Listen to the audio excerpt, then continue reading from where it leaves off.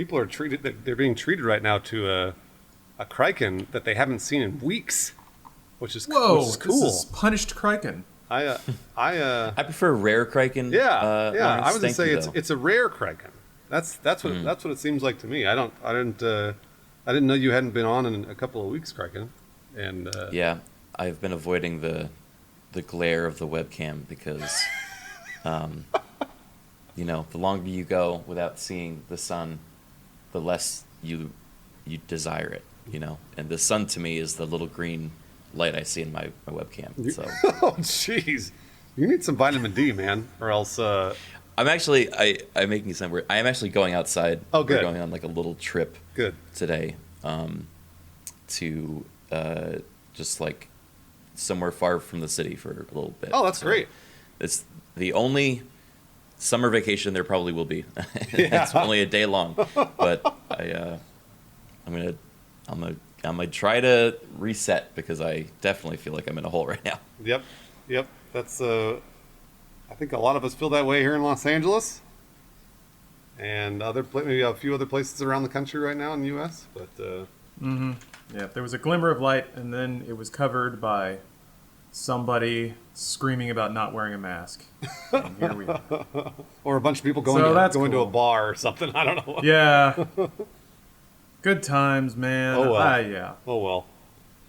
Well, hey, whatever. We got the 4th coming up. There's going to be explosions all over this ridiculous city. Not that ever stopped for the past month and a half. They are, and they're also unsanctioned because I saw that a few of those fireworks shows are actually canceled. So yeah, these are just regular, like people lighting off fireworks in their backyard. Yep. That has not stopped anyone though. In all the years I've been in Los Angeles, 80% of the fireworks are just people doing their shit, and I remember being terrified. Like my first or second year there in college, like on the 4th, we were like watching a movie or something, and like there were people like across the street from us that were just like out of nowhere, and we were just like the windows were like rattling, and it was just clear they didn't pick an open field or anything. They just kind of set it off in the middle of the street. I can't wait for that. That'll be great. The 4th is kind of like LA's Purge Day. Now that I think about it, except only with like just on the safe side of military grade explosions. I mean, they're not safe. They're like they're like explosives that they're lighting off in people's backyards now. They're not even fireworks. Last night I saw so I'm by the LA River, or I guess by the a river that goes out to the ocean, and so people always go down into that river basin to light off fireworks, which I guess is safer than lighting it off. Safer? Yeah, it's safer than lighting off in your own backyard. Safer than the woods. But yeah, it's safer than the woods. But so I constantly hear explosions. However, last night I got an actual fireworks show, which was cool. I got to look out my window and saw a bunch of bright fireworks go off, and I said, "Hey, that's not so bad. I'm all right with that." And then I moved on. Didn't call the police because I didn't want to alert anybody. But it was fun. I was trying to find the bright side on the fact that fireworks were right over my house. Did I? That's what we all got to do. Focus on the bright side. Focus on the bright side, because holy shit, there's Los Angeles is semi back to normal, except that now there's a lot of COVID cases. So yeah.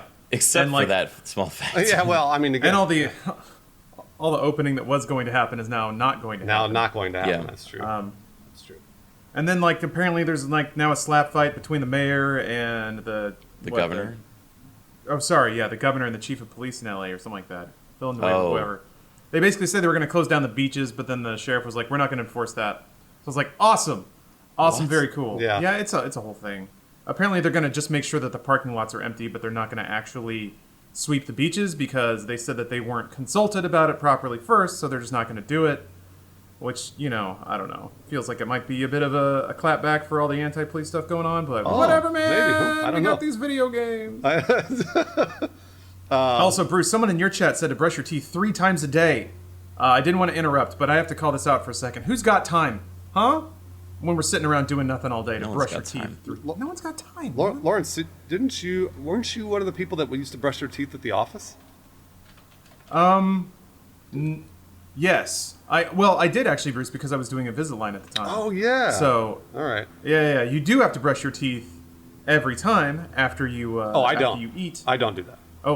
Oh, you just go right in, huh? No, 100% I don't do that. With mine, I just rinse it out, do a little floss in case that if I have any food stuck, and then I do a little mouthwash. And, do a real quick thing. And no, I don't do that at all. No. I've nice. always appreciated. Absolutely not. Bruce, you always play dangerously. Yeah. I think, I guess the concern is that you'll stain your teeth. If you have something on your teeth and then you put a covering on it, you're basically stewing your teeth in whatever that is, instead of like letting saliva sort of wash your teeth away. But you know what? You know what I say? I say about that. And I've been saying this for years. The dentist is a hoax. It's it's like when you go and they're like, oh, you got 3 cavities, and you're like, how? I've been brushing and flossing. How do I have 3 cavities every time I come in? And they do fake cavity filling. And fake cavity. Yeah, it's filling. all fake, Criken. It's totally fake. The dentist is a hoax. Wow. When they tell you need to go every 6 months for cleaning, you don't. I haven't been to the dentist in 10 years.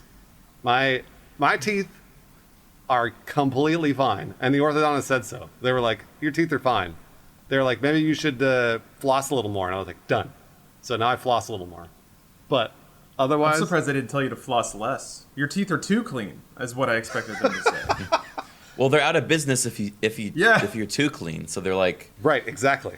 You know, or maybe actually that's the deal. Maybe the dentist gives you such an unrealistic standard that everyone in the world's like, oh, this guy, and then they don't do it, and that's how they stay in business.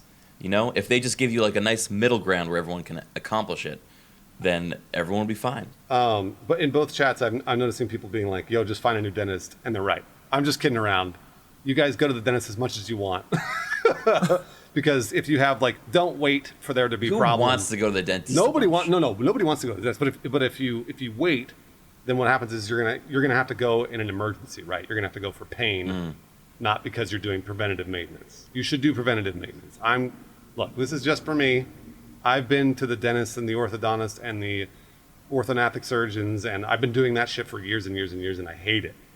So I've gone to the dentist for basically for 5 people. Lifetimes, and I'm tired of it. But if you're a normal person, hey, go get your teeth cleaned. Or you can be exceptional, like Bruce, and not get your teeth cleaned. And just brush your teeth every day. Hey, you can excel. You can brush and floss. So I brush twice a day with my electric toothbrush. Make sure it's fully charged, has good charge on it. Then I floss. I use a little mouthwash occasionally, just because. Not bad. You try not to drink dark liquids unless you're drinking through a straw, like coffee or soda, because it'll stain your teeth. Not too much sugar, because sugar is obviously really bad for your teeth. Don't go to sleep without brushing your teeth. That's something a lot of people do, and that is terrible for you. That feels really good, though. That feels really good. It feels great, but it's terrible for you. Man. It feels good to not brush your teeth before sleep. I can't do that. I have to brush my teeth before sleep. I do too, Criken. But that's the most important brush of the day. No, it is. Let's say. I mean, I agree about the logistics of it, but let's say that you're on the couch and you're watching your soap operas, you're watching your TV shows of your little people yelling at each other, and you're just so relaxed, you just start to nod off. Would you rather interrupt that peaceful drift into dreamland by the annoyance of getting up and brushing your teeth, a percussive action that's only going to wake you up? Or would you rather just drift off sweetly and naturally as nature intended?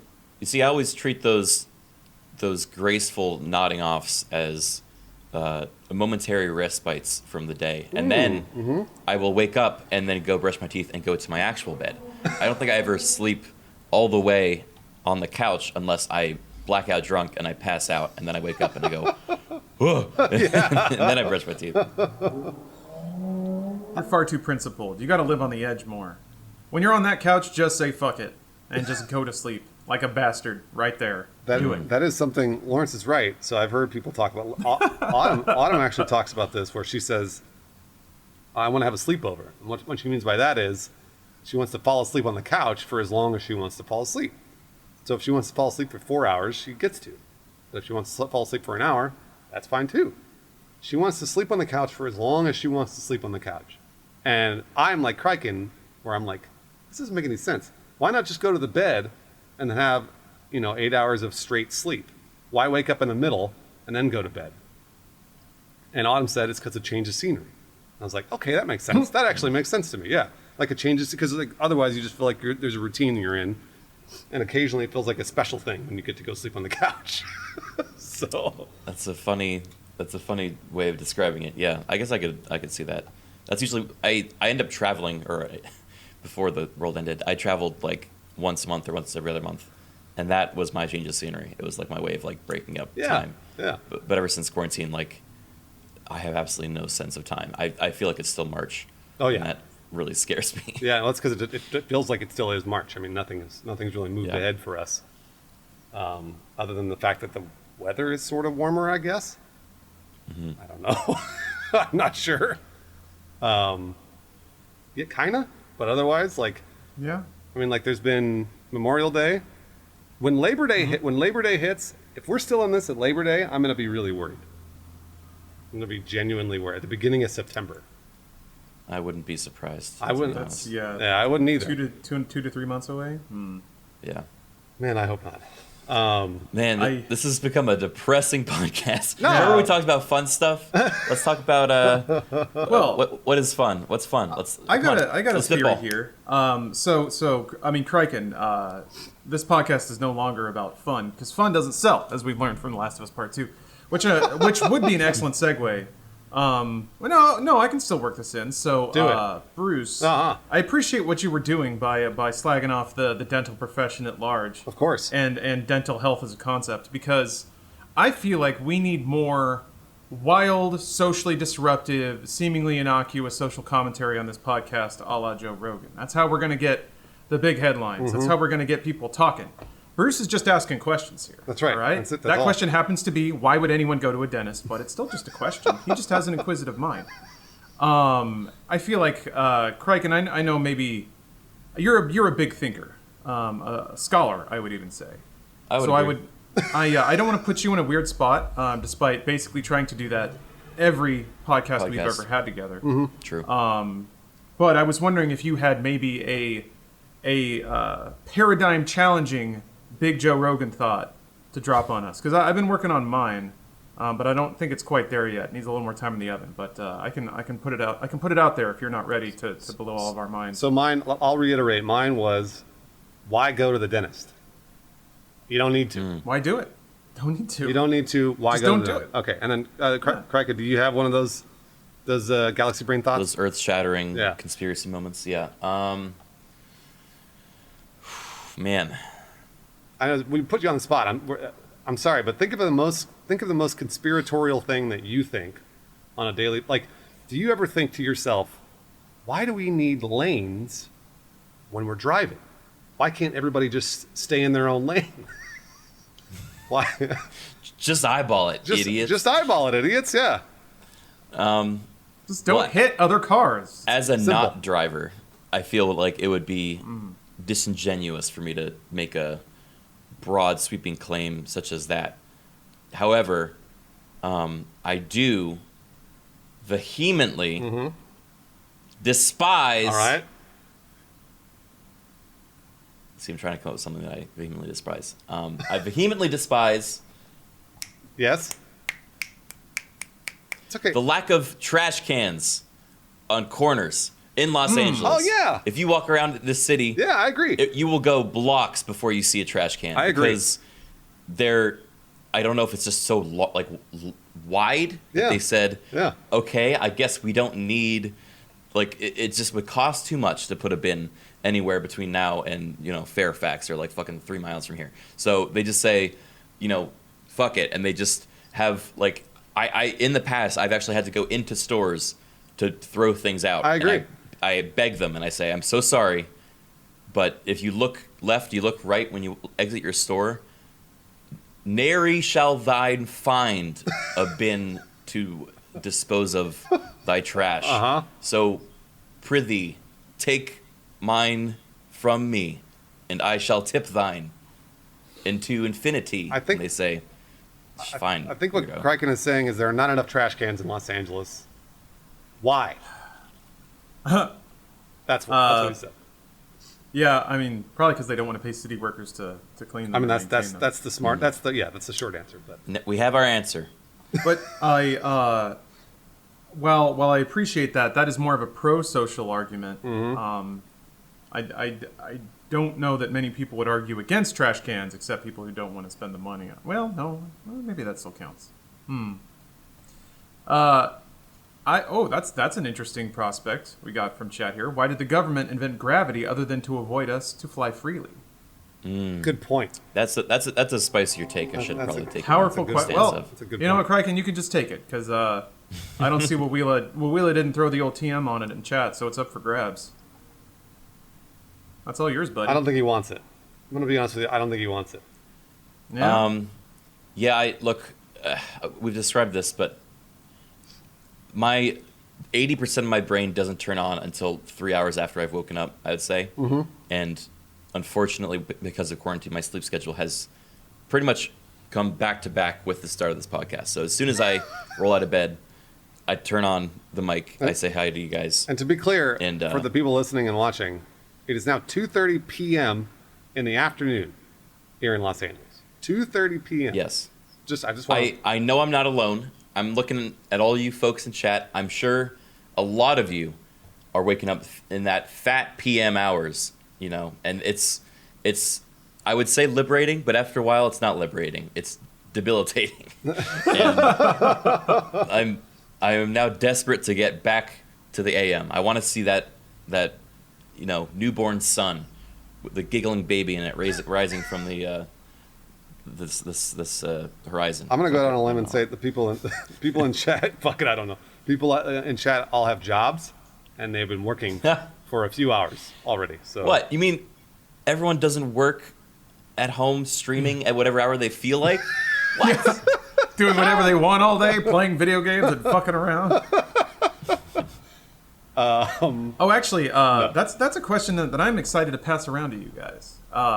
I'll table that for just I guess we can. I wanted to hear choose your own. Lawrence, I wanted to hear your Galaxy Brain Joe Rogan. Oh, I never got to hear it. I mean, I kind of aped this from you, Bruce. I swiped this. Hit it. This is what happens when you talk before the cameras are on. Then your brilliant ideas become mine. Let's do it. Do it. Hit it. And you can't contradict me because we're live, and it'll make you look stupid. This is how to do it. But I'm just giving you guys rules about how to do improv properly. Steal other people's ideas, but present them in front of an audience so no one can call you out on it. Correct. That's the tactic. My Joe Rogan thought is that Last of Us 2 might be a good game. Might be. But, Bruce, you have way more experience with this than I do. I'm still in the first half. Yeah. But there's a lot of stuff in there that I actually really like. Oh, yeah. No. It's a very, very well-made video game. Like, an extremely well-made video game.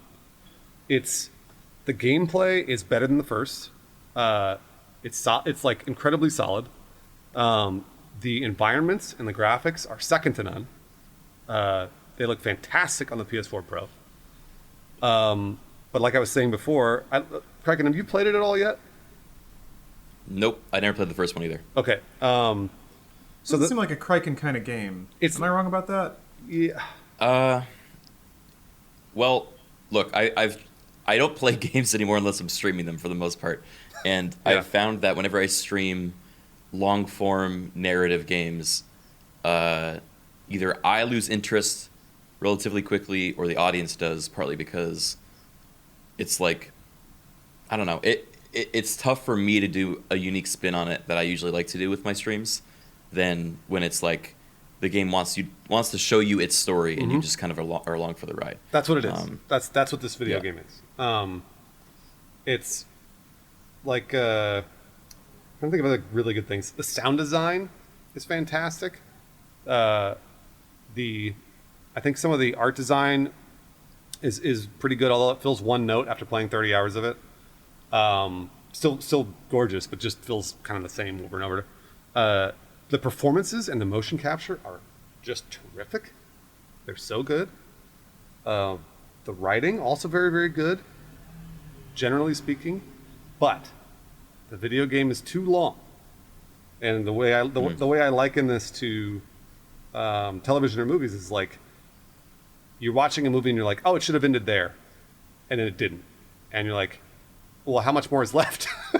And they're like, oh, it's like 30 minutes. And you're like, oh, boy, that's a lot.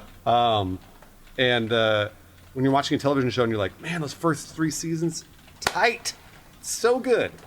And then they're like, oh, they did another 3. And you're like, why? And so then you watch the next 3 seasons and you're like, oh, shit. Kind of ruined it. That's the way I feel about Last of Us Part 2. Is Last of Us Part 1 feels so much tighter. Because it's 15 hours. You can get through it probably in like 13. And it moves, got real good pacing. It feels slow at times, but then it just gets right back into the action. And this one just like hits walls, keeps hitting walls over and over and over when you're just like, okay, now we're picking up. And then it's like, okay, well now the other protagonist got to go to this other thing. And you're like, well, wait, why? No. I know where this is going. Like, I'm not stupid. I know where these 2 stories are headed. So why do we got to do all this other bullshit in the middle?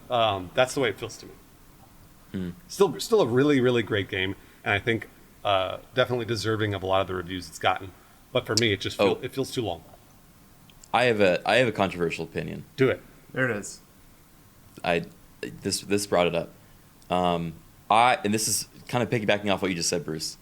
I think most AAA video games by now are too long. Okay. All right. Video games in general have gotten to the point where they're too long. I agree. And this, if you go back and look at how games were rated, it was purely in just like playtime. Like, how long does it take to beat it? What's my money buying me? You know, I'm gonna put $40 down. I got to get 120 hours, or it's bad game. Right. You know, and that mentality led to a ton of games being stretched out into really needlessly long-winded experiences, I think, or clearly the budget runs out by the end and it ends up being, you know, a very bad ending. But for some reason, that same mentality, I think, carries on even to, you know, present day AAA titles where they have the budget. You know, they feel like they still have to hit that playtime mark while maintaining a higher level of quality, which A, means the game takes years and years and years to make, when I think content-wise it could have been truncated a little bit for a much more, you know, impactful experience. Yeah. Because if I think of all my favorite games in the last, you know, 3 years, none of them have demanded my attention for that much time. And I mean, again, maybe this is coming from a place of privilege as a streamer where, you know, time is a resource. But, you know, it's the ones that, like, it's like that give you the tools to play it your own way, and you can kind of, you know, approach it either from multiple angles, like the good guy, the bad guy, the pacifist. That stuff always gets me a lot more invested in my own version of the narrative than just, here, let me tell you this cool story, sit back, no, you know, just let me do this.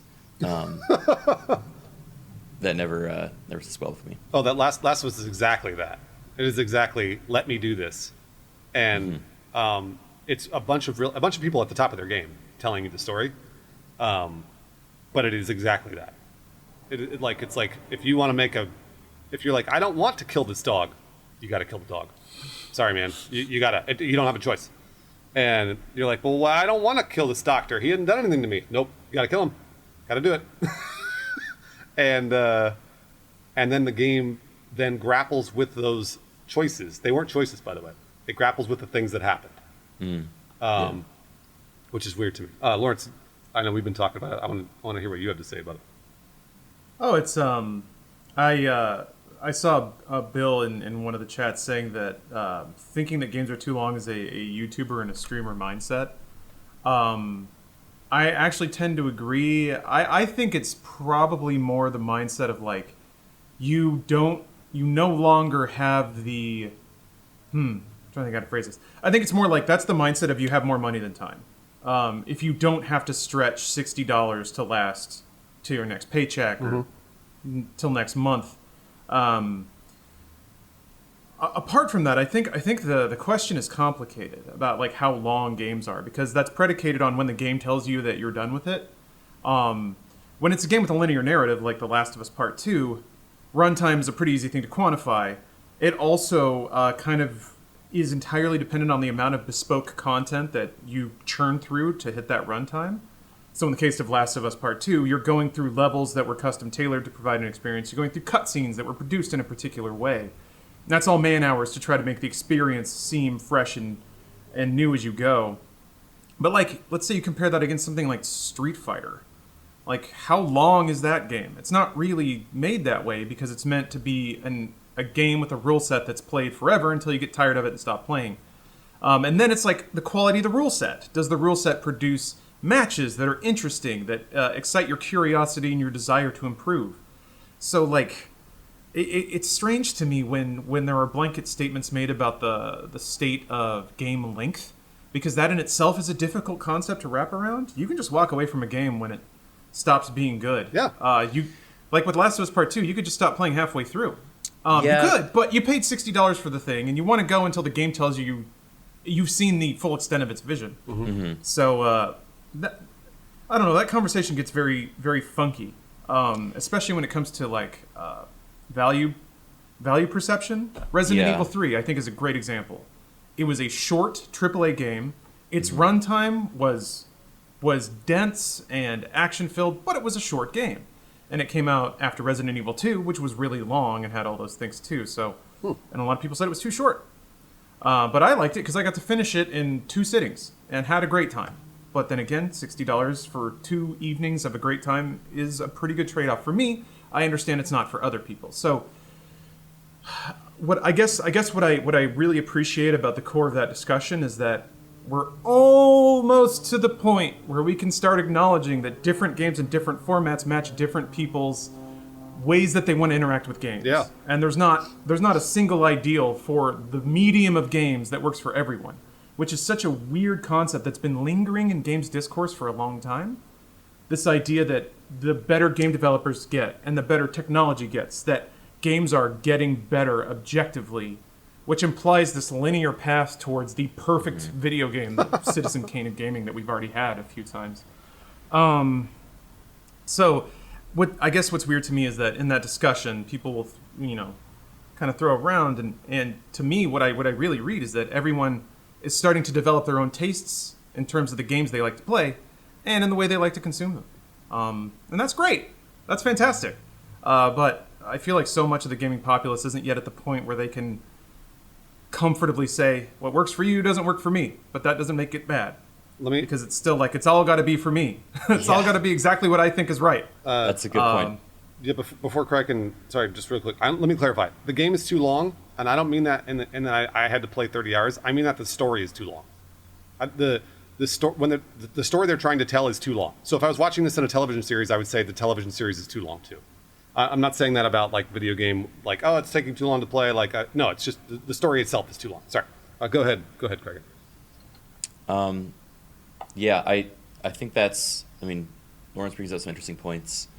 I'm still like kind of flabbergasted. I don't know why that word came to mind, but it fits. That's a good word. It is. It doesn't get nearly enough use. The amount of like time for your money that video games provide compared to any other entertainment form is like astronomically bigger than anything else. Like look at a movie. Like you can get a chef's kiss. Like that movie changed my life. You can get one of those for like an hour and a half, 2 hours. Or like 2.5 if you're watching Godfather.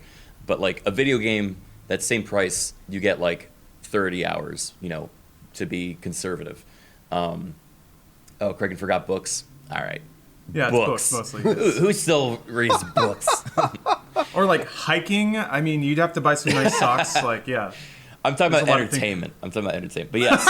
Books don't count. Books don't count. That's education. That's education. There's a Joe Rogan opinion right there. Books are terrible. Yeah. Books are not entertainment. Everyone should stop reading.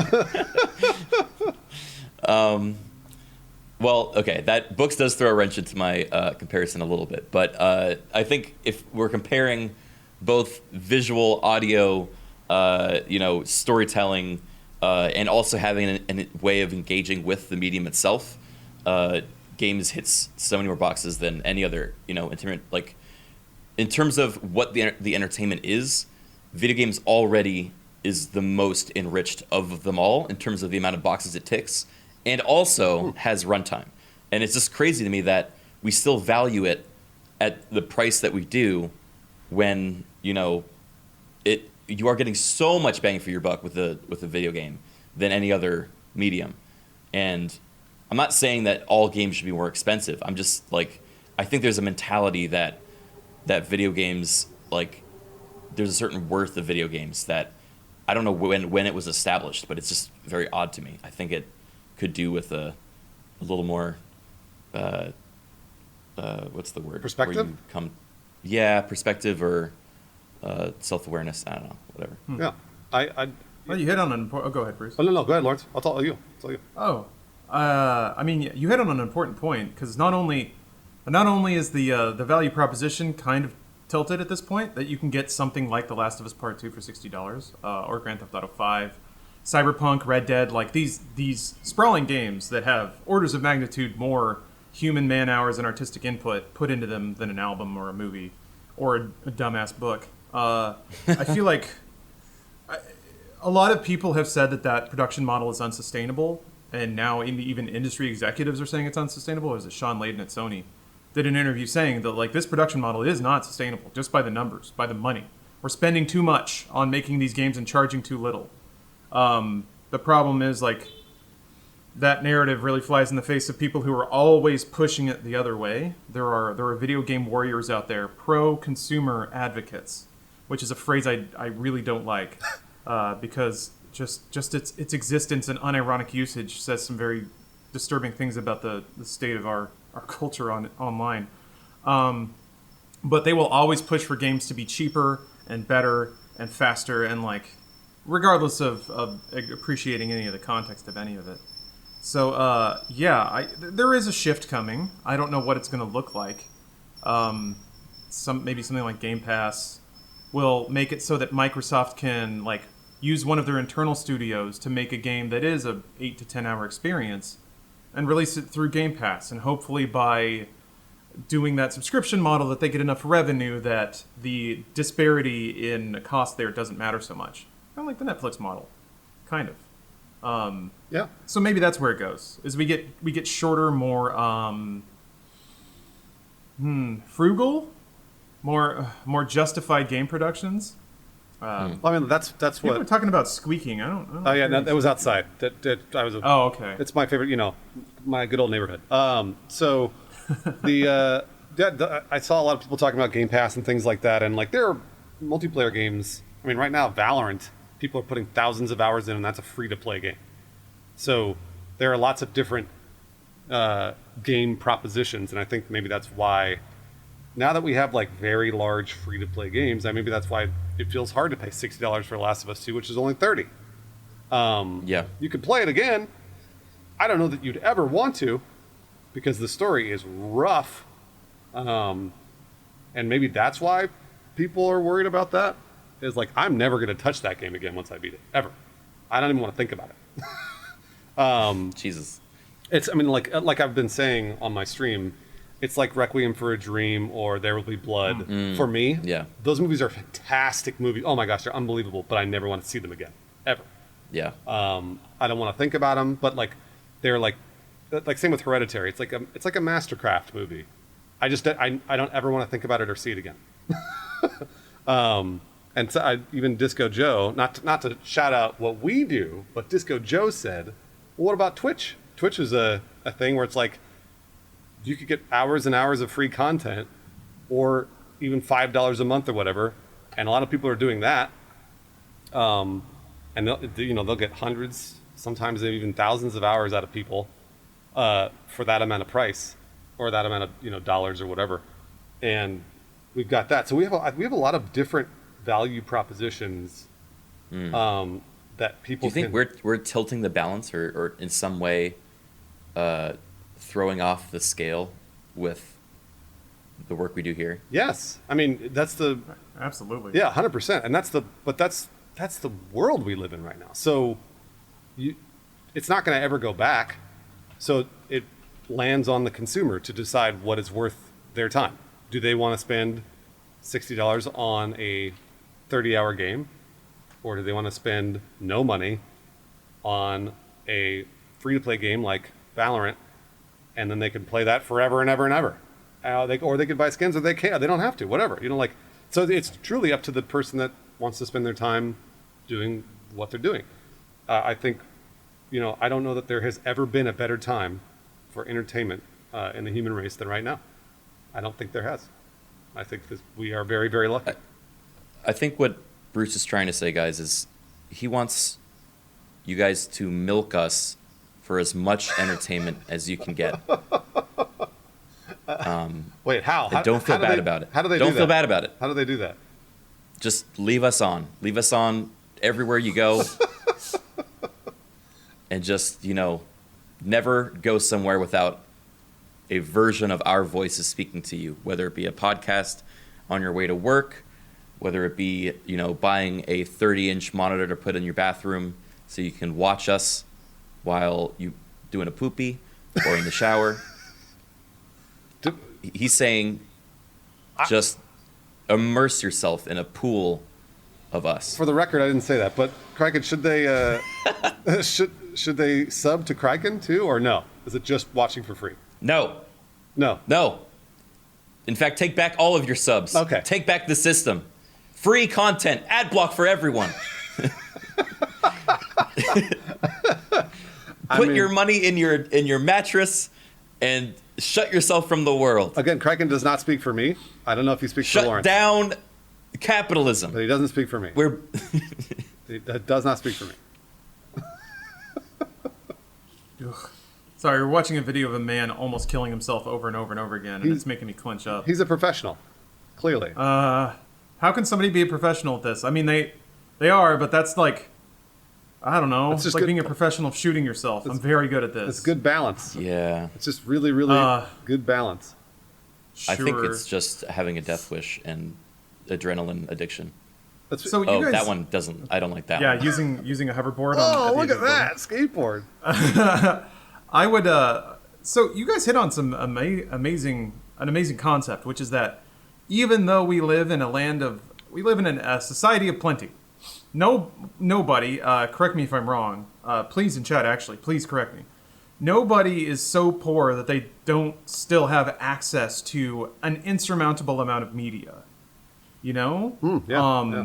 I feel like I'm not making minimum wage right now, but I feel like part of the standard of living that most people live with is at least having like a track phone or a burner phone, so you can at least go on the internet and read forever. Granted, books are lame and for idiots and nerds, but like, and this is what the internet has given all of us, and it's a great thing. It's a great thing. You're saying this is the best time to have no money, basically. Well, hopefully that's true of every successive week in our world. Hopefully everything is getting better all the time, and that the base level of human existence is bumped up. In most parts of the Western world, yes. These are first world statements. I guess I should clarify. And again, if anyone, yeah, there are other countries. Okay, so, but you know what? They can't buy boner pills, so they're not in our demographic. Which is a more cutting and a more true statement than maybe it deserved to be an offhanded remark. Anyway, what's interesting is that people still care about the value proposition of media. We have all of it, yeah, but people still want a lot for a little amount of money. Which, the second I got more video games than I had time to play, I stopped getting so obsessive about the amount of content in any individual game. Because there's always another one, and it's probably just as fun. The only time I get bummed is when there's a game that's specifically the exact kind of thing that I like, and there's not an infinite amount of it. Mm-hmm. But I get over that pretty fast. It's just so weird, and this is gonna start turning into Old Man Yells at Cloud territory. But when I had like my birthday money and I could buy one video game the one I picked was the one that had the most stuff listed on the back of the box because I had no other resources to research with. But I needed that volume because it's all that I had. I had that one game for the rest of the year. It's not really like that now, which is strange to me then when, the value proposition of games is even an issue or even discussed. Well, I think you may have unfortunately hit the nail on the head when you talked about Old Man Yells at Cloud, because it may be it may be the fact that you just got older. So maybe as your perspective, because like as your perspective widens out, and you go, oh well, now I have access to all. Because before, let's say you were 16 or whatever, and you only had one console, you could only buy the one game. Then, but as you got older, let's say you got another console, you're like, oh shit, now I have a PC. And then eventually you're just like overwhelmed with things to do, whether or not it's movies, television, video games, friends, miniature games, books, anything. That's just as you get older. And I think that probably just comes with, turning 20 and then 25 and then 30. Because like I saw people being like, I said what you talked about, Lawrence, which was like that's a streamer, YouTuber mindset. And in reality, I had that mindset long before I was ever streaming. It's just because I only had a few hours left in the day. So for me, if I was like, I only have 2 hours, I can't sit down and play Last of Us for 2 hours because I may not feel like I ever even get invested in the story. But I can play Apex because Apex is like get in, get out. And that's the way I felt as I got older, is that my time becomes less and less, because that's just what happens as you get older. You have more responsibility, and so then you have to do the things that you are obligated to do, and then you have the fun stuff. But if you're younger, you have less obligations, you got more time to do the fun stuff. So there's a change in perspective there as you get older and stuff too. So I don't know. Yeah, I'd agree. Yeah, you're right. You are correct.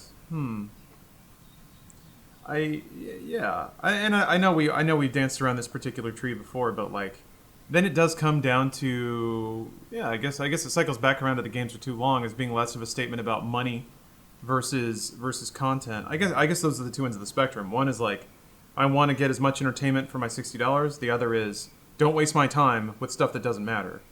And I certainly think about that a lot when I'm watching like TV series, because the format seems like it's kind of born or trends into maybe padding or filling episodes or just having like little episodic things that aren't meant to really say anything. They're just meant to kind of have a nice little cycle. I walk away from a lot of TV series because I'm like, this doesn't exist for any reason. It was just made to be made. So I do kind of feel that on games sometimes too. I just like playing games more though. Well, that's a personal preference then, Cause it is. You're right. I liken The Last of Us Part 2 to me watching an anime that everyone's been like, you have to watch this anime. And I'm like, fucking fine. So I watch all 130 episodes of it, and I'm done with it. And I'm like, okay, now I can speak freely about this stupid anime that everybody wanted. And it's the same with Last of Us, where it's like, I played Last of Us Part 1 because people were just raving about it. And parts of it are fantastic. Part 1, and same with Part 2. Parts of it are just fantastic. But the fandom around it is so toxic and so just like a lynch mob all the time that it makes me want to stay away from it. And I would say it probably makes a lot of people want to stay away from it. It's a form of gatekeeping, and that's what I've been trying to reinforce on my stream, is like, hey man, if you really like Final Fantasy or Last of Us or whatever, don't shit on people for learning the game or like trying to play differently or whatever, or even talking about their own opinion. It's okay, hear them out, because you want people to like your thing too. And I guarantee if you're shitting on people for not liking The Last of Us Part 1 enough, or liking The Last of Us Part 2 too much or whatever, then it's going to drive people away from your video game, and that's just the way it's going to go. So it's a weird what's the phrase? Lightning in a bottle. World. That's a weird world. That was not a phrase, but yes. Yeah, it's what kettle? No, something in a teacup. Tempest in a teacup. That's what it is. That's it. I've never heard that. I mean, it's like basically like a tiny little storm that happens for one day, and that's what The Last of Us Part 2 is like. Ideally, in a few weeks, we'll all forget about it, and then you can go and enjoy the game or not. It'll be up to you. So, but yeah, it's like if go ahead, Criken. Well, I mean, I think we've just noticed more of that The Last of Us is not alone in having potentially a gatekeeping fan base that gets toxic. I over the last, I don't know, 5 years maybe, like it seems like that's been the excuse for almost every game. I love Undertale, but the fan base is toxic. Or I love Fortnite, but the fan base is toxic. Like it doesn't matter what the game. It's just I don't know how to combat that mentality where people feel the need to gatekeep and prove they know best, or it's a shame because you see it more than most as a streamer, I believe, because you're basically exposing yourself to a incredible volume of those fans at once, and they'll pop in and do what they can to sorry, I always get distracted when bright letters are on the screen. This TikTok is love it. Wonderful. I love it. Criken, finish your thought. he's all right. He's becoming a TikToker. Anakin Skywalker is becoming a TikToker. That's what's happening. Yeah. Oh boy. Oh God, no. I know. Episode 3 memes have been blowing up. Yeah, they have. I mean, it's been the case for like the past 3 or 4 years, but I figured the wave would have come and gone by now. It's almost like I don't know. It's weird, man. The Mustafar scene is just everywhere, and it's great. Because the takes have been spicy. The takes have been fiery, pun intended. No, it's fantastic. Lawrence, you were going to say something. What was I going to say? I don't remember. Oh yeah, I don't know. I feel like this is all natural and to a degree expected. What the vibe that I get, and you guys can correct me if I'm mischaracterizing it, but it feels like it's mixing lifestyle with media product. So, if you're an Undertale fan, if you're in the fandom, that starts to mean something. Mm-hmm. And this was true of like Homestuck and being a furry, being a member of the Something Awful forums way back when, being on 9gag, like people kind of develop their own cultural definitions surrounding the media that brings them together. I remember it a lot from music culture, like if you were a metalhead, that meant certain things. If you were a punk, that meant certain things. And then that gets weird if you try to enter those communities and you don't really conform to that image. I don't see it as, I mean, maybe there are negatives to it, but to me that's just kind of the grand human story playing out just over video games and video game culture. We've kind of had that for a while, I think. There's been people who are super into the indie scene. And with the sort of assumed snootiness that can come along about raising your nose at Skyrim while playing obscure, tiny PC indie games or whatever. That's me, by the way, that I'm describing. So I feel like it's healthy is not the right word, but I don't know that it's necessarily. I guess I find a lot of I self-soothe by explaining to myself that these trends that I'm noticing have happened before, and they didn't really destroy everything then. They're not destroying. Disconnected yeah. No, they're not. It can be rough, but disconnected observation. But I was so bummed out about the mask stuff, and I'm still bummed out about it. Until I, just through casual wiki diving, found that people are reacting to this nearly identically as they did to seatbelts. Nearly identically. Mm-hmm. The same shit, same thing said. It infringes on my personal liberties. It actually kills more people than it saves. Same old thing. So, the difference is this is maybe more like drunk driving, where it has a massive effect on other people other than your dumbass self. But I did find just a little sliver of comfort in realizing that dumbass, contrarian American spirit has always been there. And it's not, maybe especially loud now, but at least it's not a new thing. Anyway, I kind of to roll it back, that's kind of how I feel about game communities as well. Is that, people have always sort of gathered into their groups and actively wanted to keep membership low to maintain a certain culture.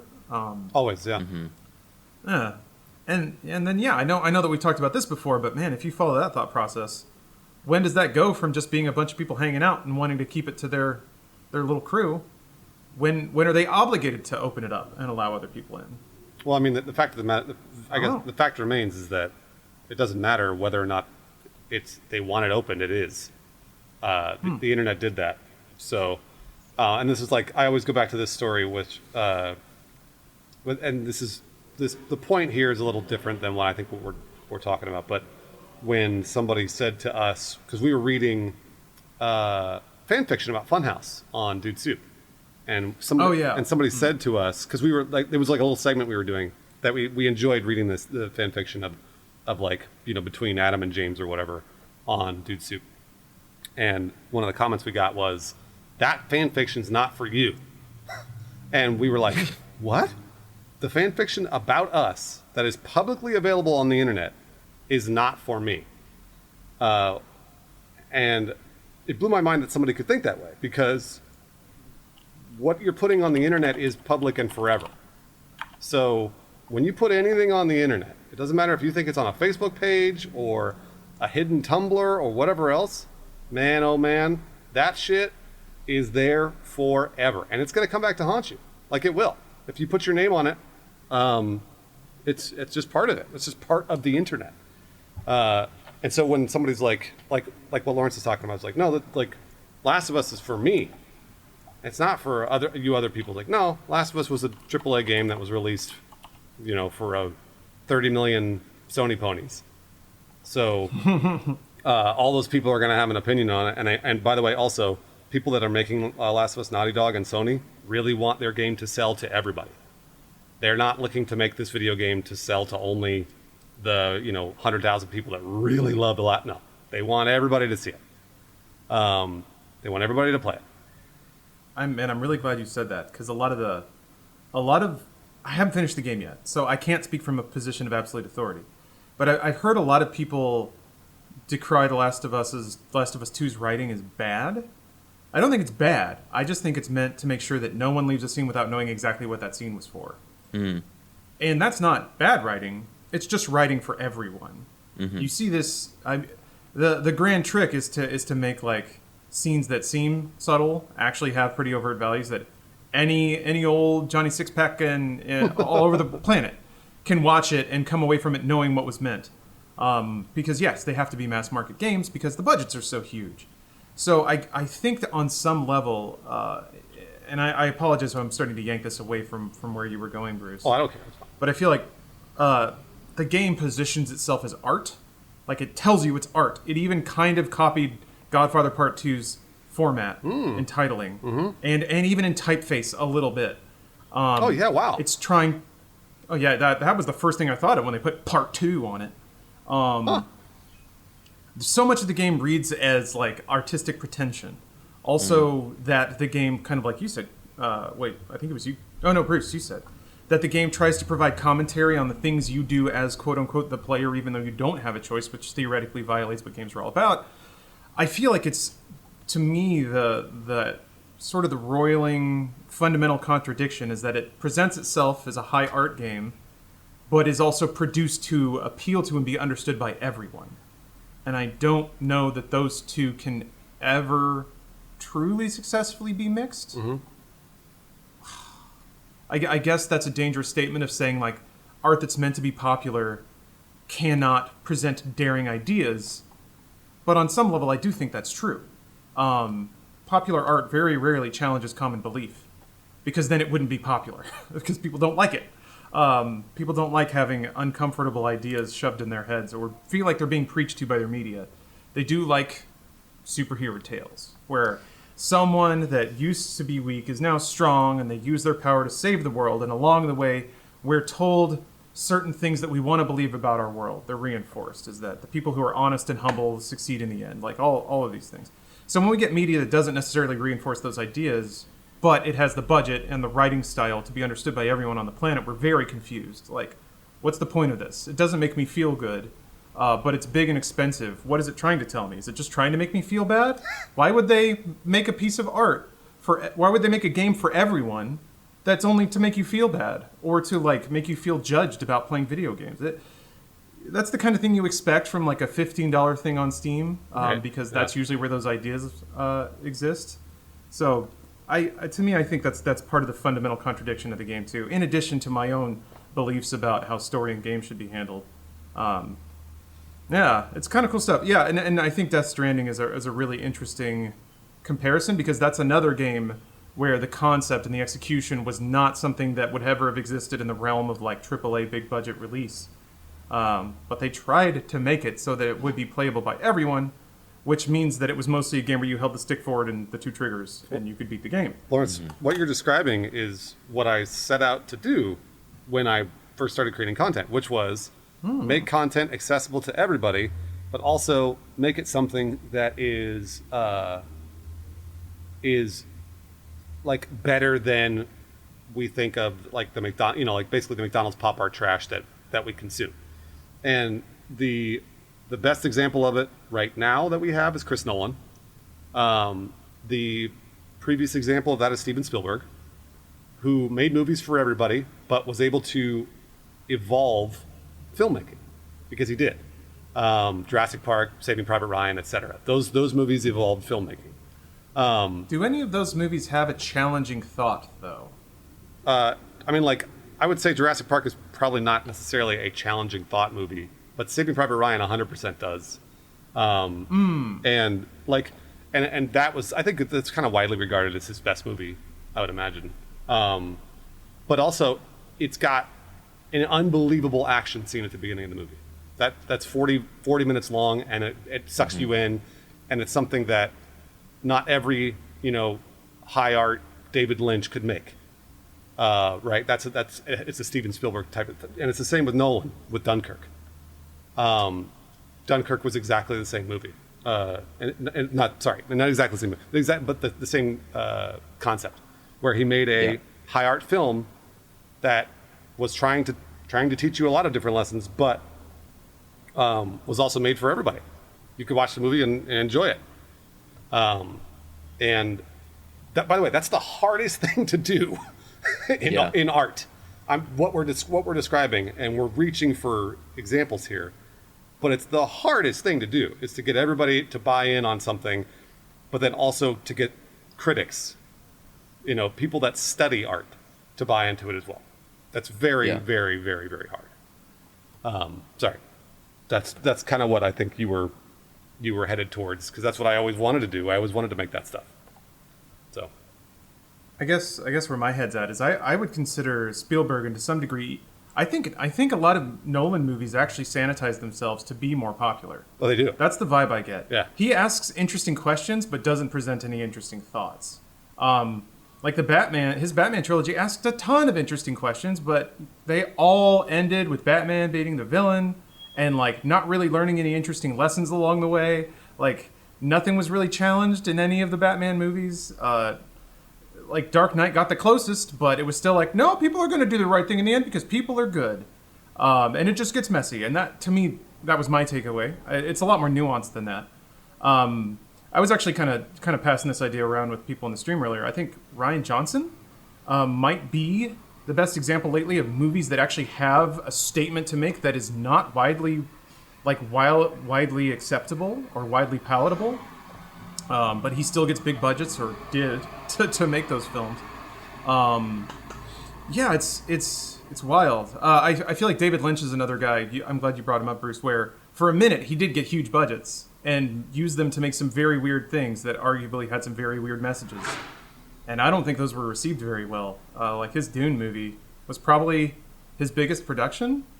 Dune is terrible. Dune is a terrible film. I've seen the director. I love Dune. Dune. I've seen the director's cut. It's garbage. It's, boy, is it bad. But David Lynch has obviously gotten so much better as a director. He's one of my favorite directors. I really love David Lynch. But Lawrence, that's what we're describing is the sweet spot. It's the Avengers Endgame. It's the Infinity War. Because critics across the world loved it.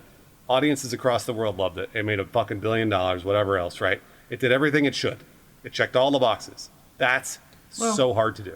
Well, Scorsese would say there's a big one at the end that didn't get checked, which is that it didn't say anything interesting.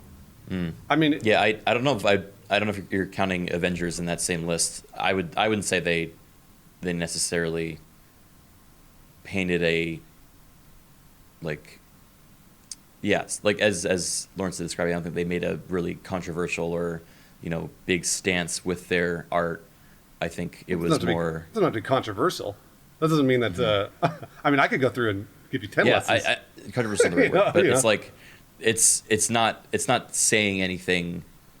At least from when I saw it, I can't think of any message that I took away as like, oh, this was the point. It's more a really good story, and a really well executed. I don't know. I'm. Well, it's also, I think, a little bit different when we're also creatives that are watching these. I think we have different expectations and get different stuff out of it than someone that's going for pure entertainment. Sure. But yeah, totally. I think the best stories are the ones that you watch it, you like it, and then also the more you think about it, the more you go, wait a minute, I got this from it, and I got this from it. Yeah. Like, wait a minute, hold on, I got this from it too, and it basically it's subconsciously influenced the way you think about your life or the way you think about people or whatever else. Those are the best stories generally, or the ones that do that, where they don't hit you over the head. Like Last of Us hits you over the head with the fact that everybody's violent and everybody's going to kill each other, and when it all comes down to it, people make the bad decisions. And I'm like, well, not only do I disagree with that, but also, yeah, I get it. You got me. Okay, 30 hours of it, true. Yeah, everybody's the worst. We're all going to kill each other, and it really just bangs you over the head. Where Last of Us Part 1 doesn't. Last of Us Part 1 kind of rides the line a little bit. It makes you feel like maybe Joel and Ellie are sort of doing the right thing, but you don't really know a little bit. You're still they're making decisions where you're like, ooh, that's a tough one. Whereas Last of Us Part 2 just that's it. It throws it all out. You're like, fuck it, nope, everybody's terrible. Revenge isn't justified, et cetera, et cetera, et cetera. So that's the way I think about it. Again, these are my opinions. So. Yeah, sorry, chat was saying art doesn't need to say anything to be art. No, I agree. It doesn't. I think art just has to be expressive, as opposed to evocative. Like, I don't think art fails if it doesn't elicit emotions either. Yeah. I guess the idea I was exploring is the capacity of popular art to also have interesting ideas. Mm-hmm. And just as a casual observer, it doesn't seem like the two coexist. It seems like something only gets popular if it has a widely palatable message that family is important. As long as people try to do the right thing, they'll succeed in the end. These are the messages that are typically reinforced by mass market media because people like to hear that stuff. So just kind of going back to it, I was trying to find examples of a time where a movie said something that isn't a widely palatable message but still got very popular. And I can't come up with many. There aren't many. Lawrence, you're totally right. Yeah, or the irony. I feel like music does this a lot, where the sound will get popular, but the lyrical content gets ignored. So there are bands that have very strong messages, but people don't pay attention to that part of it. So, yeah. I mean, just recently, people being shocked that Rage Against the Machine would... Yeah, that's my favorite example. That's intense, that somebody could listen to Rage and not for a second both understand the direct messaging of the title of the band, but also... You can listen to 5 seconds of any Rage song and know exactly politically where they stand. Yeah. Even with earplugs in. It's not that hard. Only Americans, Lawrence, no one else cares. Well, I mean, I'm American, man, so that's the perspective I have to talk from.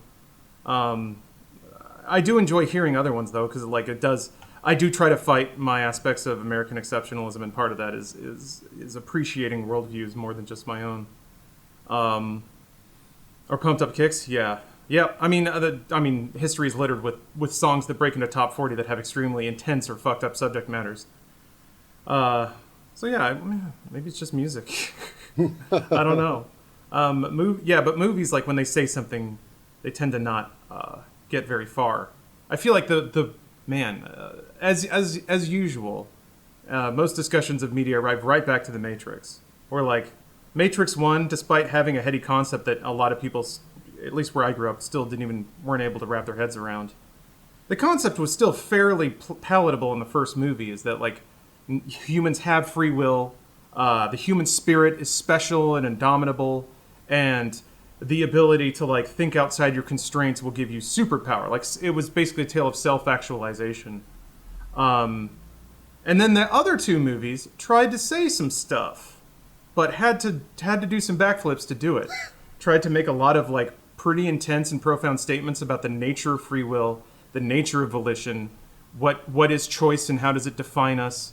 Well, are we just trapped by an endless cycle of cause and effect, and like all of these big ideas that were probably much too big for most people who just wanted to see people backflipping in slow motion and listening to nu metal.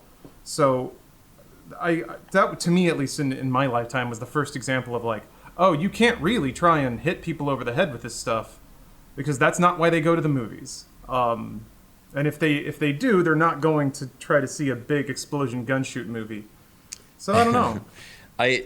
I'd be curious. I mean, I'm imagining a future where it's required that movies that have a message have a little like disclaimer at the bottom of every free thought alarm. Yeah, it's like, careful. You may think if you go to this one, and the other ones are like, don't worry. No intelligent thoughts in this whatsoever. We will not push you. All you're gonna do is just smile when the protagonist wins. It's gonna be a great time. I think the most powerful media to me is when people don't expect to come away with some big revelation and then find themselves moved in some way and then go and do research on their own outside of it. Exactly. And I think a lot of video games pull that off easier than movies. Well, that's not necessarily true. I've experienced that personally with a lot of video games. Sorry, that also we always find the cool the Goro costume stuff as soon as I start talking. Yeah, that was amazing. There was a Goro doing push-ups. I guess in front of a train station. Yeah, it's just him too. There's like no one else around. Criken, to your point, I just finished Avatar: The Last Airbender, the animated series. Yeah, and yeah. But had you already seen it? Nope. No, it's the first time. What'd you think of it? What'd you think?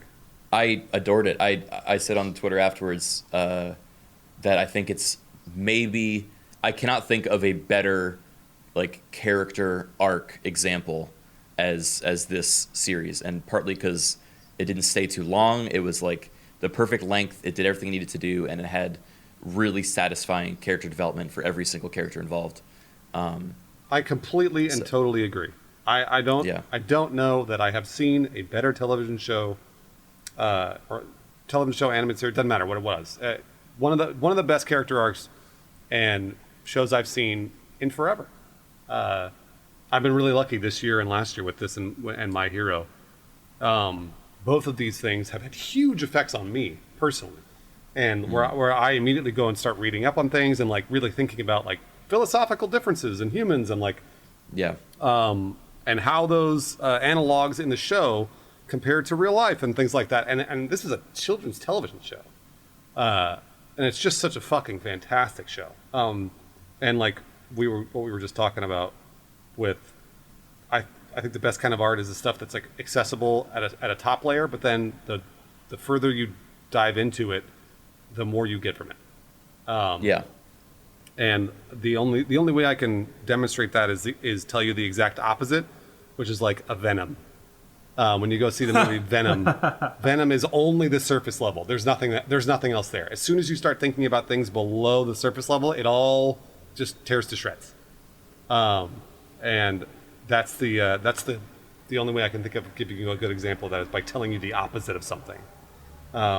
Because like Avatars, then you dive further down into like, well, wait a minute, hold on. So like, if he can control the elements and he's able to well, I don't want to spoil it. Fuck, I don't want to spoil it. Yeah, so this is what I mean. It's like you really got to start thinking about it. I'm still in book 1 again. Oh my gosh, Lawrence. Book 2 and 3 are just masterful. They're masterful. Yeah. But yeah, that's what I've always strived to make. Is like something that is like on the top layer of Inception. You watch Inception and you go, wow, that was a fucking cool movie, man. Like the action scenes are cool, the music is great, and then you go, wait a minute, what was this movie trying to tell me? And then you start thinking about like, well, is the dream world like, do we as humans only want to live in our ideal world, or do we want to live in the real world? Like it's fantastic. What, Lawrence? What? Oh, I just hear an ice cream truck outside. I didn't know if it was coming through. Oh, I didn't hear it at all. Damn. Yeah, but yeah, that's the kind of stuff that I've always wanted to make. But it's, by the way, the hardest art to make. Definitely. Yeah. By a long shot. I actually let's put all this pontificating to use here. How do you think? What is the closest we can come to that as live streamers, where we don't really have the luxury of, mapping out our manifesto, or a brilliant script that we can then run through and improve everyone's lives. We're kind of dealing with it live and improvising. Is there a version of that we are able to accomplish, where we can enrich people and make them think, or is it just kind of getting to know us and being influenced by us as people? Like, what is the? Sorry, Jesus is just working a drunk dude on the street right now. Criken, it's a great question. Lawrence, do you have an answer for it, or do you want me to answer first?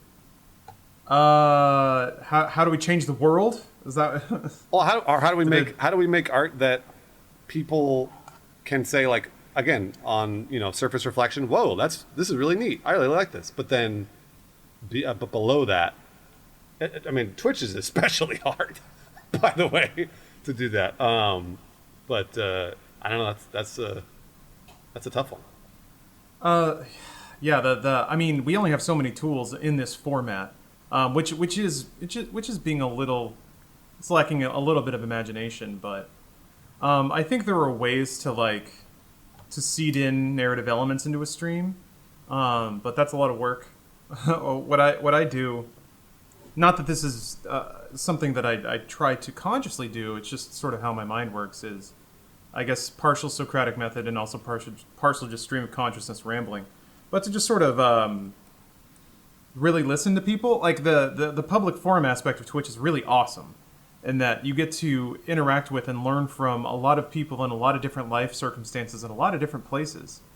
So what I enjoy doing is having a pontificating thought, and then throw it around, and then sort of grab ideas from people in chat and sort of dissect those and unpack them, and then it's just an interesting process of sort of it's like a churning thought machine, and you can grab a thought out of the machine, kind of examine it for a second, put it back in, and it's just this cycle of people sharing their perceptions and experiences, and I really love the mental process of bringing in other people's experiences into my own head.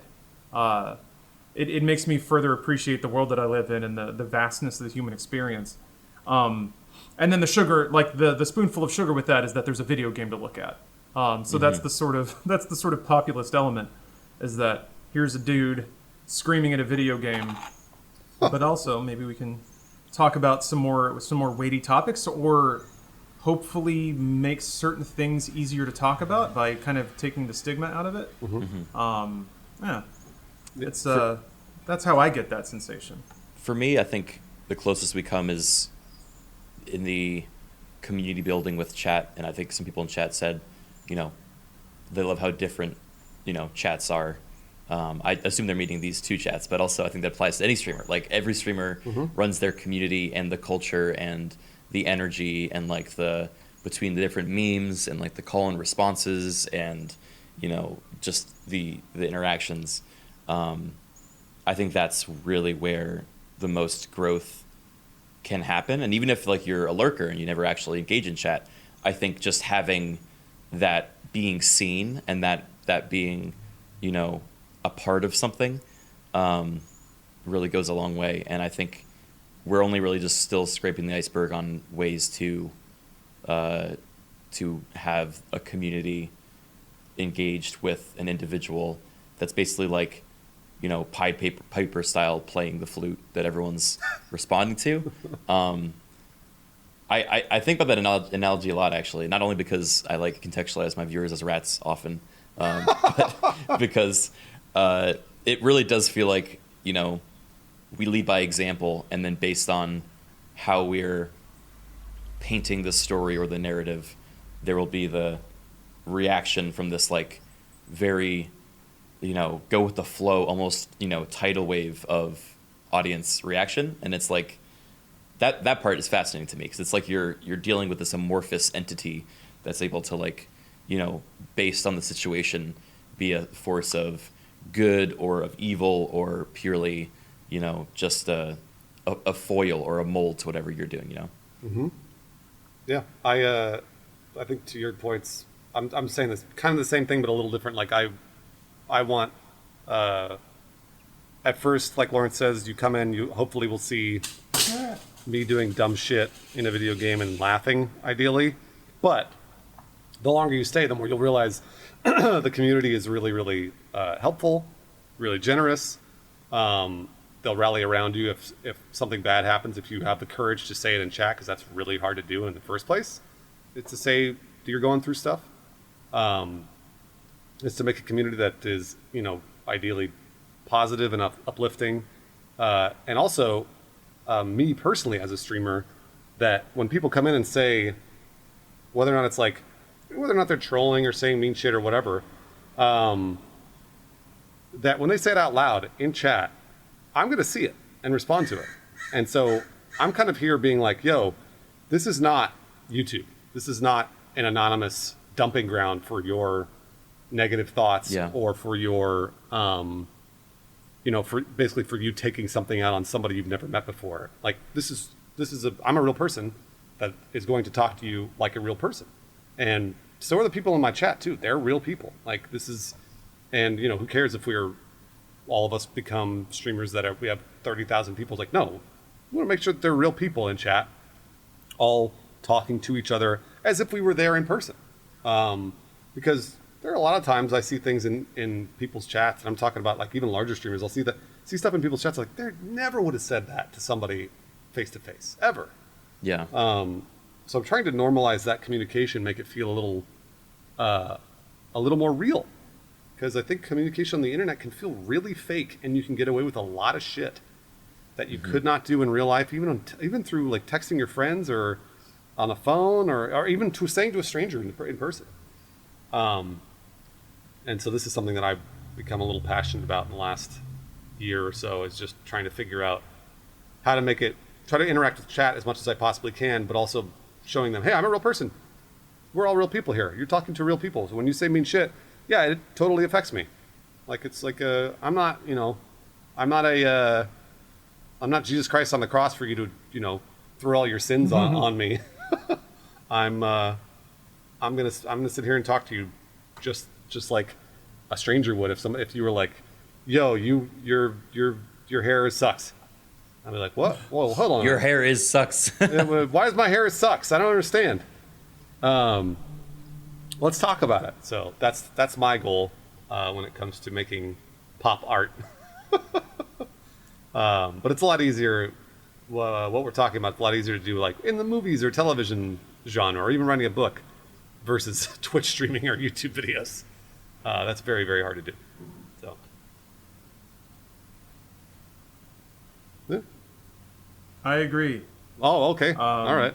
Great. I mean, what makes it rough too is that there are people who don't arrive at Twitch to learn how to humanize other people. Yeah. And to some degree, investing that effort and even engaging with some people as though they're adults when they have no intention of behaving like adults. That can be exhausting. Yeah. Yeah. I just feel like part of internet literacy is figuring out when somebody's acting in bad faith, so you can easily just chop them out of the experience. And I feel like a lot of those people, like, it's easy to just, or that I go back and forth on that a lot too. Is when I give myself permission to just write somebody off as being a low effort troll, as opposed to just either maybe being young or just parodying what they've seen before. Mm-hmm. Yeah. But yeah, it can be tough. No, you're right. Lawrence is a good point. People come in expecting to not be human in a Twitch or YouTube like environment, and actually to that I say, well, I don't need you. I don't think that you should come in to any community. It doesn't matter where you go. I mean, like even the toxic communities. I don't know that you should go there and be like, okay, well, this is where I get to be toxic. What? No. Like, no, man. Yeah. What you're doing has effect on other. It affects other people. It affects people in chat. It affects the streamer. It affects all sorts of stuff. So, figure out what's going on with you. Here, I'm gonna Joe Rogan you, Bruce. Here comes the devil's advocate. All right, I am now a 13-year-old who has a cell phone. Mm-hmm. And I've just learned what racial slurs are. Cool. And I've learned that they're powerful. Yeah. So I've just registered an anonymous account, and I'm gonna come into your stream, Bruce, and I'm gonna my version of social experimenting is going to try to low key cause trouble. Cool. I'm just gonna say some thoughts that I heard on a podcast, and I'm just gonna throw those out in chat. So anyway, I think I shouldn't say anything actually charged. No, just fake it. Yeah. And I'll pretend to be offended. So okay, let's see here. Bruce, you're old. You look old. Okay. Old gamer. I go, hey, bro, why did you call me old? Old. Okay. You're old. Why did you call me? All right, so you're just want to continue trolling, right? Is that what you want to do? IDK, you look old. All right, so wait, hold on. So this is all you're gonna do, right? Because I want to have this is actually I've had these conversations for real on Twitch. So this is all you're gonna do, right? Like you're just gonna troll me. Is that? I was just stating an opinion, lol. Yeah. So you're stating an opinion. So, but also let me chime in here, Bruce. Do it. Yeah, I bet you're 13 and you just got a phone, and this is the first thing you're doing. You're going on. You're testing out a new powerful word, and you're trying to get a little bit of reaction out of people. Uh-huh. And frankly, it is disgusting. I can see right through that disguise. Get off the internet. Tell your mom you did something bad, and go ground yourself. Thank you. I'm 24, asshole, and I have a normal job. So here's what I'm gonna do. No, it's not. Viewers, find out how old he is. Oh my gosh! What we dox this man. Criken six his audience on them.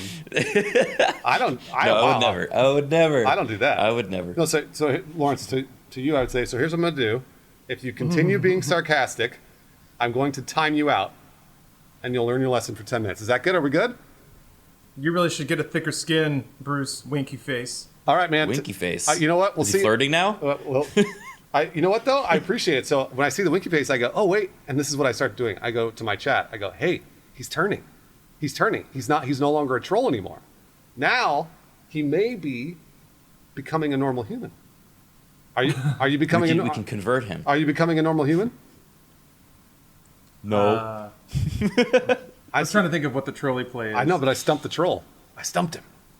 The thing is, I have time to think because I'm behind chat. Absolutely, so you're behind him. You don't know you stumped me yet. But I did though. Because here's what I do, Lawrence. If I don't see any response, I go, "We got him. We got him. We did it. We got him." So then I really lean into him. Go, "Oh yeah, we converted him." And then somebody usually in my chat will gift him a sub, and oh man, that shuts them up. That shuts them up. Then they're done. Then I'm like, "You got to get this up, man. Just go do something nice for somebody else. Like, go be cool." And so you're fighting negativity with positivity. I try. That's powerful. I try. Yeah. I really try not to come off as a dick, but also come off I also have to be firm with these people, because like Lawrence said, sometimes they just won't. Lawrence played a really good troll because they just don't. These people. They're trolls. They just don't listen to reason. They just want to be a dick. And so if they want to continue being a dick, I'll just time them out. I won't ban them, and I'll be like, hey man, you know what? You got 10 minutes. And if you come back, you still want to do it, then you're banned. But for right now, just be cool. We're all good here. Everybody's fine. We're all having a good time. And a lot of the times that works. People will actually kind of convert into just a community member. Or I'll see them once a week or whatever in streams, and then I'm like, hey, man, good to see you. That kind of thing. And it sometimes works. Not always. It's not foolproof. But it's also, I think, a matter of scale. Depending on how many... For sure, yes. Like how active your chat is and, Yes. How many new viewers you're getting versus like recurring ones. I, like a good friend of mine, Tomato Red Band Gaming, I think one of the cultures he's kind of, built with his chat is one of, publicly shaming and destroying anyone that is proving issue in his chat, and that gets everyone else hyped up to like gang up on them, and that incentivizes people to not do that. So it's almost like the dark version of what you're describing. You're ruling by fear. Yeah, you're ruling by fear there. Yeah. That's what it is. But they also like that idea. They like the idea of being ruled by fear. So I don't know. Twitch chat communities are very strange because I see this with mine too. Like they're often enjoy the being, punished or being put down in some way, having like a challenging call and effect with the streamer. Yeah, you're right. Even though you'd never actually do that to someone in person. So it's unclear how exactly you should be doing anything. I think it's kind of a case by case basis, but it totally is. Yeah. So maybe I've seen examples where I'll try and treat someone with kindness and sort of instruct them in the ways that proper people act, and what's interesting and sometimes scary is I've seen a few examples of people adapting and like behaving like civilized people, but then when they go out into the internet at large, they just go right back to being a troll, which is sort of depressing. And conversely, I've actually had people, specifically Bruce, who are nice in your chat but troll the shit out of me, which is really confusing and annoying. That's super confusing. I actually, yep. Lawrence, you know what? I've had exactly the same. Huh. I have it. So yeah, people still task switch, which is or mode switch, which can be a little frustrating. Here's what I'll say to the people that watch both Lawrence and I and switch off: don't be nice in both chats. Be nice in both chats. Be cool to both of us. Do that. That's what I want. It's at the end of the day. I remember there was a really fascinating feature on Kotaku about somebody who reached out and talked to like proud internet trolls. Specifically, they would go into games and troll, like they would team kill and they would do all that stuff. And like it was truly just people being like, yeah, it's fun for me and I don't care. I don't care what it does to other people's experience. And I mean, man, if somebody's in that spot, I don't know that any amount of any amount of gift subs is going to change the way that they view online interactions as like something where they can just derive some pleasure out of it. Totally. And totally. Man, sometimes I'm a little envious of somebody's ability to just be so not giving a shit. Criken, like you were discussing with like the LA trash cans. There are people who could just throw that shit on the ground and walk away and have a great day. And not that I ever want to be one of those people because I despise people who litter. But there are other times where I do go a little too far into trying to like make sure that I don't cause any negativity or make anyone's day bad. And just part of being alive is sometimes people just have friction in their daily lives. But it can be tough when you don't give yourself permission to do that. So I'm fascinated by people who do it as a hobby of extracting. Oh, that was awesome. Of extracting joy and sport from interjecting grit and friction into other people's days. Yeah, I mean it's a lack of empathy. That's all it is. Yeah, they don't know how to empathize and they don't care to empathize, so they're gonna fuck up people's day. That's all it is. And boy, oh boy, I can't wait till that person reaches the real world. Because that shit doesn't fly. It doesn't fly. And I would imagine that just like Batman, they have an alter ego where they go home and troll. But then as soon as they get out into the real world, they're like super humble. They're like, they're like, oh, everything's fine. I'm cool. Everything's great. And then as soon as they get out, they're, big keyboard warriors.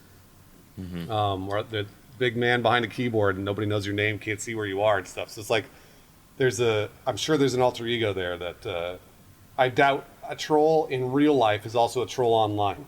I would be hard pressed to find somebody like that. But one of the first jobs I got out of college, I worked with somebody who was an asshole, like just straight up an asshole all the time, and they even knew it. Like they're like, I'm an asshole, and that was that. I remember we were like riding in a car together, and he just brake checked somebody in an on ramp to a highway, and he laughed about it. Cool. And he just did it. That was that. There was no reason. I think that. Like he was just an asshole, and I'd never really met anyone like that. Somebody that would wear it so obviously and proudly, and actually literally just do things to fuck with other people because it made him feel better. That guy was a dick. How did you react to that? Were you in the car at the time, or were you? I was in the back seat, and he was just like, I think there was somebody in the front seat that he got along with a little better, And he was like, watch this. And then just like slammed on the brakes. The guy behind screeched their brakes. It was like a rental car too. So the guy behind us like laid on the horn and he was like laughing as he drove off. And I was like, there are people who actually just straight up just do that and like don't have an ounce of shame. They're out there. And yeah, some people don't even save it for when they're online. They're just assholes all the time. They're just dicks. Yeah. Then and it's always they push it right up to the line. So for me at least, I try to spend my life trying to move the line, just so the people who are going to spend their entire day being assholes, maybe there's a little less bullshit that people will be willing to tolerate from them. Yeah, I mean, Lawrence is right. That's what I'd like to see. Those people exist. Again, it's like eventually they're going to run up against somebody that won't take it. That's usually what happens. Usually they learn a lesson, and generally it's it's a pretty like violent lesson. So hopefully you never have to, you never do that. Hopefully you just you learn little lessons along the way, and then never have to run into the big one. See, I wonder about that. Because the assholes who eventually learn their lesson, I feel like, to kind of wrap it back to other things, those are things that media I like tell me happen. Like, the bully always ends up in a face full of mud at the end of the movie, right? Sure. I'm connecting too many invisible dots here, but part of me feels like a lot of the problems we're having now is people have been assholes their entire life unchecked, ever. So when a woman's losing her shit because somebody asked her to put on a mask, granted, I don't know what's going on in her day. Maybe her family's sick. Maybe she's running out of money. Maybe she's got a million stresses and this was the last one. Or maybe she's just an asshole that never got checked. So I'd like to believe that there are people out there who are willing to put assholes in their place, but I don't know, like, I feel like we're often told that we're not supposed to be that person because it's immoral or illegal. That's true. Yeah. Like if someone's just a dick to you, that you're not allowed to just punch them as much as you'd like to, and as much as you might believe that's the only language that an asshole will understand is just getting a chipped tooth. You can still get sued for that, and you're still not supposed to do it, and it's still not a morally acceptable thing to do. So I guess sometimes it grinds me down, the burden of trying to behave morally when there are people who have just don't care and get something from taking a little bit from you. Oh man! Because there's really no recourse for it aside from just trying to figure out ways to manage stress on your own. Well, that's a fantastic way to put it, Lawrence. That's I think that that's very profound. Being the bigger man. Being the bigger man. It's hard. It's being the bigger man, but then it's not having that, like, that sometimes isn't enough. Like in your example, Bruce, where you end up gifting them a sub and like hoping that, by showing some kindness, you've given them a new perspective today. At the same time, if it doesn't change anything for them, then they've not been checked at all. There's been no reality check for them of waking up and realizing, oh, maybe I shouldn't have acted that way, because they end up getting rewarded for it. Well, that's not true. Go somewhere else. I time them out or I ban them if they continue. Right. So. Yeah, of course. But I think to Lawrence's point, this example of, I don't want to wear a mask. What are you going to do? For us to be the bigger man, we can't do anything. We shouldn't do anything. We can only be disapproving of them, and they don't care about that. So it's like, what is there to do? And I don't know. I think I share Bruce's perspective, in that I've always been an optimist in like believing people will do the right thing when given the chance and are good. Sorry. The guy spilled his milk. Lately it's been harder, I think, to it's very hard. Feel less it's incredibly hard. I mean, what we're describing is one of the hardest things to do in life in general. Like what we're talking about it's so hard to be the bigger man every time. Be the bigger woman, be the bigger person. Like that is not easy, especially when somebody's in the wrong, and when that everybody would side with you or whatever. Like, it doesn't matter. Man. I'm not saying I'm not saying it's easy. I'm not saying it's easy at all. In truth, it's going to take a toll on you. But but if you can get through life like that, then at the end of your life, you know at least, hey, you were the one that was trying to do good. You were trying to be, you were having positive effects on people, and is that enough for you? That's up to you. But yeah, this is like one of the life's ultimate questions, to be honest with you. So and with that, we've reached the end of the podcast. This was a podcast? We never introduced the intro, though. Oh, you're right. Oh. Talk to the internet number, what is it, 33? Yeah, I think it's 33. 33? Let me check my folders. By the way, we haven't talked in like 3 weeks. It's been like 3 weeks since. I know, it's been a while, guys. All three of us were together. So thanks for listening. We didn't even talk about video games. Oh, I guess we did. We did. We talked about Last of Us and stuff. We talked about mostly The Last of Us. Yeah. Yeah, you're right. Yeah, that's true. All right. Well, we'll say goodbye to YouTube at this point. Goodbye, everybody on YouTube. Oh yeah, sorry YouTube for shitting on you earlier about making comments and not caring about the reactions of people. I'm sure you're not all that way, right? Right? Bye.